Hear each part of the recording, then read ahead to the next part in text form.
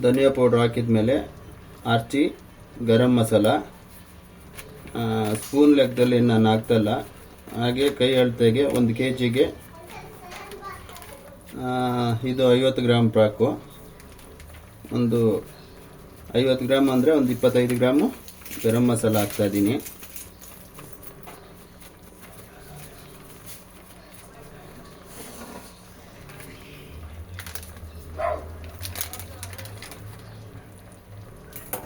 ಅದಾದಮೇಲೆ ಆರ್ಜಿ chicken masala, mutton masala, ಇದು 50 gram pack. ಇದರಲ್ಲೊಂದು 25 gram ಅಷ್ಟು ಮಟನ್ ಮಸಾಲಾನ ಹಾಕ್ತಾಯಿದ್ದೀನಿ.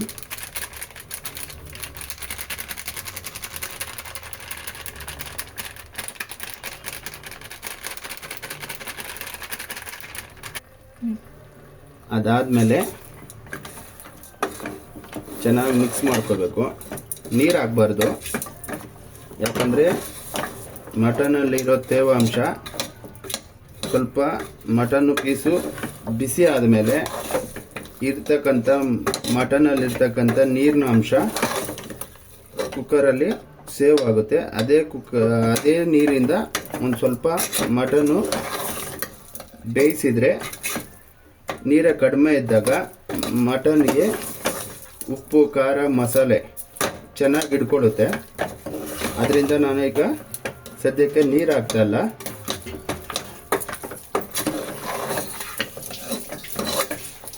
ಚೆನ್ನಾಗಿ ಉಪ್ಪು ಖಾರ ಹಿಡ್ಕೊಳ್ಳಿ ಅಂದ್ಬಿಟ್ಟು ಮಿಕ್ಸ್ ಮಾಡ್ತಾ ಇದ್ದೀನಿ.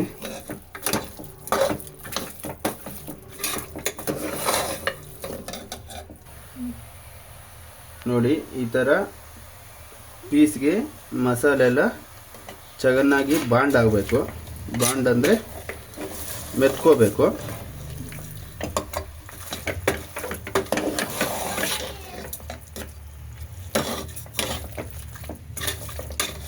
ಅನ್ನೋ ತನಕ ಚೆನ್ನಾಗಿ ಮಿಕ್ಸ್ ಮಾಡಬೇಕು.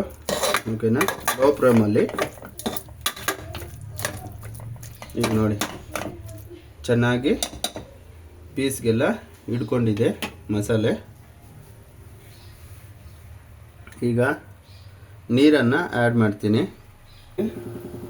ಈಗ ಸದ್ಯಕ್ಕೆ 3 ಗ್ಲಾಸ್ ಆ್ಯಡ್ ಮಾಡ್ತಾ ಇದ್ದೀನಿ, ಯಾಕಂದರೆ ಮಟನ್ ಬೇಯೋದಕ್ಕೆ ಜಾಸ್ತಿ ನೀರು ಬೇಕಾಗುತ್ತೆ.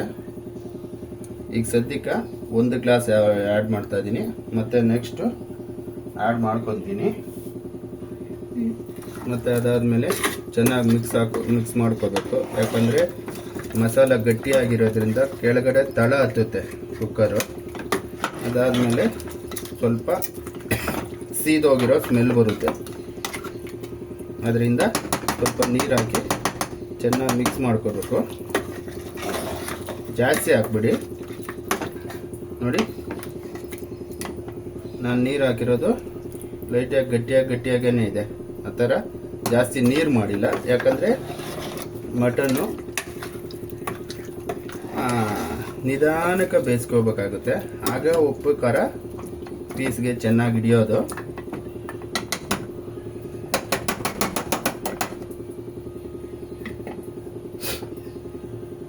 ಚೆನ್ನಾಗಿ ಮಿಕ್ಸ್ ಮಾಡಿಕೊಂಡಿದ್ದಾದಮೇಲೆ ಫ್ಲೇಮ್ನ ಹೈ ಫ್ಲೇಮ್ಗೆ ಇಟ್ಕೊಳ್ಳಿ, ಪರವಾಗಿಲ್ಲ. ಯಾಕಂದರೆ ನೀರಿರುತ್ತಲ್ಲ, ನೀರು ಇರೋದ್ರಿಂದ ತಳ ಹತ್ತಲ್ಲ.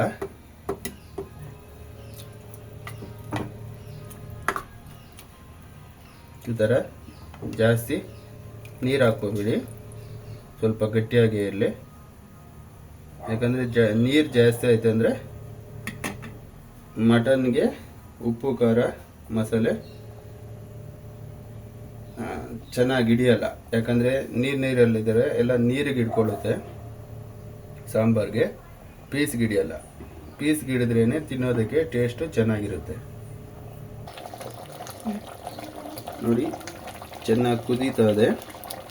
ಇನ್ನೂ ಸ್ವಲ್ಪ ಬೇಯಿಸಬೇಕು. ಈಗ 1 ಗ್ಲಾಸ್ ನೀರಲ್ಲೇ ನಾನು ಇನ್ನೂ ಬೇಯಿಸ್ತಾ ಇದ್ದೀನಿ. ಯಾಕಂದರೆ ನೀರು ಜಾಸ್ತಿ ಆಯಿತು ಅಂದರೆ ಟೇಸ್ಟ್ ಕಡಿಮೆ ಆಗುತ್ತೆ ಪೀಸಿಗೆ.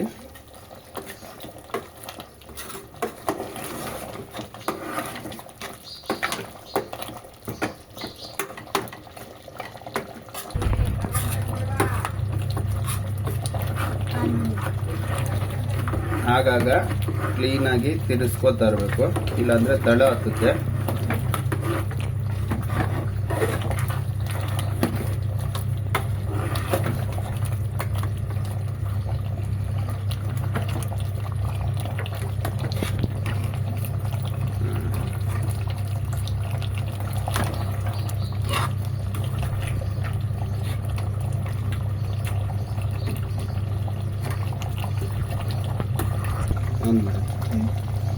ನೋಡಿ, ಈಗ ಉಪ್ಪು ಖಾರ ಸ್ವಲ್ಪ ಹಿಡಿದಿದೆ. ಮಟನ್ನಿಂದ ಮೂಳೆಯಿಂದ ಮಟನ್ನು ಸ್ವಲ್ಪ ಸಪ್ರೇಟ್ ಆಗೋದಕ್ಕೆ ಶುರುವಾಗಿದೆ. ಈಗ ನೀರನ್ನು ಆ್ಯಡ್ ಮಾಡಿಕೊಂಡು ಮನೆಯಲ್ಲಿ ಮಾಡಿರ್ತಕ್ಕಂಥ ಗರಂ ಮಸಾಲ, ಅಂದರೆ ನಾರ್ಮಲಿ ಎಲ್ಲರ ಕಡೆಯೂ ಮಾಡ್ತಾರೆ. ಸ್ವಲ್ಪ ಗಸಗಸೆ, ಏಲಕ್ಕಿ, ಕಾಳುಮೆಣಸು, ಆಮೇಲೆ ಲವಂಗ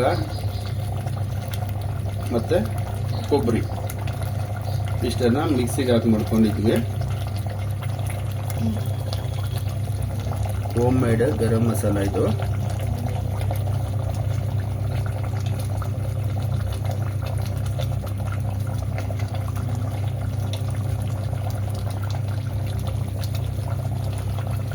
ಒಂದು ಸಾಂಬಾರ್ ಸೌಟಷ್ಟು ಆ್ಯಡ್ ಮಾಡ್ತಾ ಇದ್ದೀನಿ.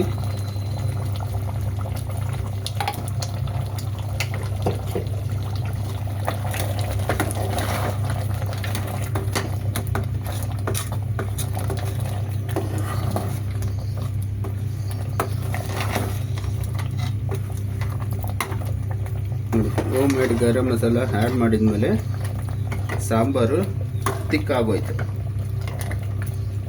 ಅಂದರೆ ನೀರಿನ ಅಂಶ ಕಡಿಮೆ ಆಗಿ ಸ್ವಲ್ಪ ಗಟ್ಟಿಯಾಯಿತು. ಈಗ 2 ಗ್ಲಾಸ್ ನೀರನ್ನು ಆ್ಯಡ್ ಮಾಡಿಕೊಂಡು ಇನ್ನು ವಿಸಿಲ್ ಹಾಕ್ಸೋಣ. ನೀರನ್ನು ಆ್ಯಡ್ ಮಾಡ್ತೀನಿ. ಫಸ್ಟ್ 1 ಗ್ಲಾಸ್ ಆ್ಯಡ್ ಮಾಡಿದ್ದೆ, ಇದು 2 ಗ್ಲಾಸ್ ಆಯಿತು, 3 ಗ್ಲಾಸ್ ಆಯಿತು. ಸಾಕು. ಜಾಸ್ತಿ ಆ್ಯಡ್ ಮಾಡಿದರೆ ಸಾಂಬಾರು ತಿಳಿ ಆಗುತ್ತೆ.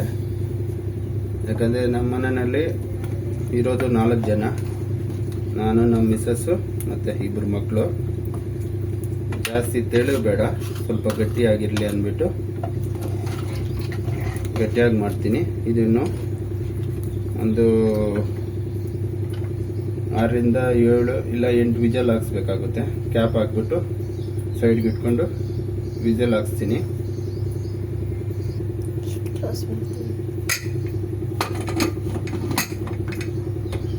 ಕುಕ್ಕರನ್ನು ಕ್ಲೋಸ್ ಮಾಡ್ತಾ ಇದ್ದೀನಿ.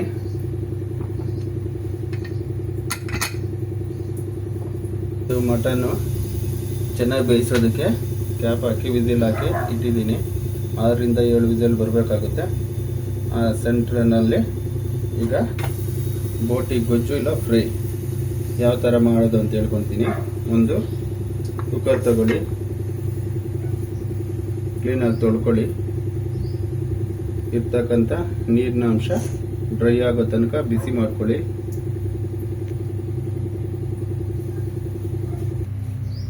ಈಗ ನೀರೆಲ್ಲ ಡ್ರೈ ಆಯಿತು. ಸ್ವಲ್ಪ ಎಣ್ಣೆ ಹಾಕ್ಕೊತಾ ಇದ್ದೀನಿ.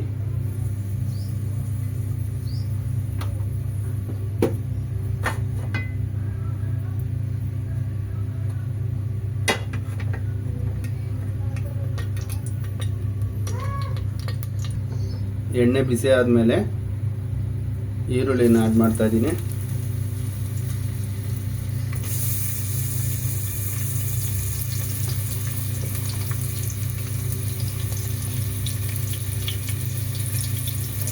ಈರುಳ್ಳಿ ಸ್ವಲ್ಪ ಗೋಲ್ಡನ್ ಕಲರ್ ಬಂದ ಮೇಲೆ ಶುಂಠಿ ಬೆಳ್ಳುಳ್ಳಿನ ಆ್ಯಡ್ ಮಾಡ್ಕೋಬೇಕು.